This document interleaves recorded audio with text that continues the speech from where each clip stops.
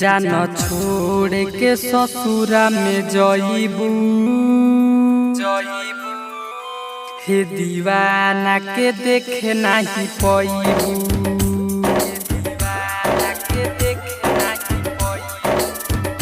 जान छोड़ के ससुरा में जइबू हे दीवाना के देखे नहीं पइबू। जौन लिखले बारू नामावा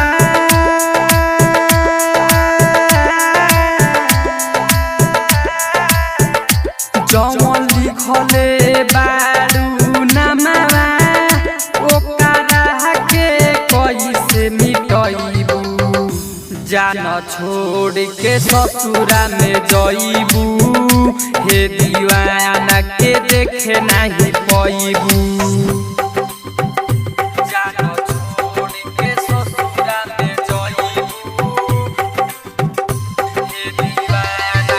डीजे उमेश सुखीपुर बाजार पसंद रिकॉर्डिंग स्टूडियो खरझकिया। हमारा से ज्यादा प्यार नहीं करी कबो तो हर पियावा।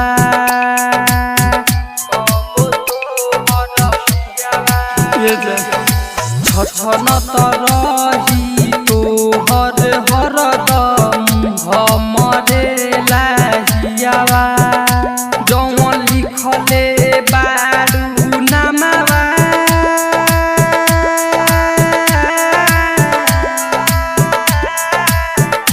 जौन लिखले बारू नामावा ओकरा के कैसे मिटइबू।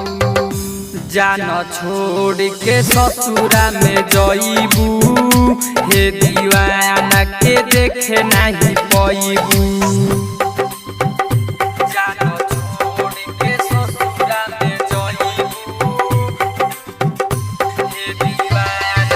डीजे उमेश सुखीपुर बाजार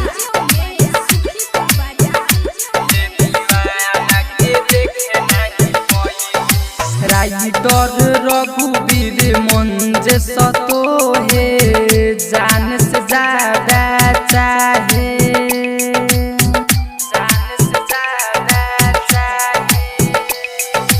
राइटर रघुवीर अरविंद तो है जान से ज्यादा चाहे।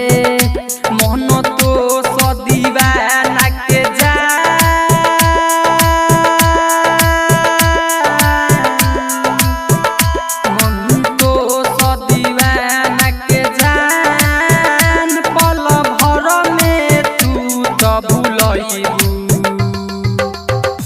जान छोड़ के ससुरा में जइबू हे दीवाना के देखे नहीं पइबू।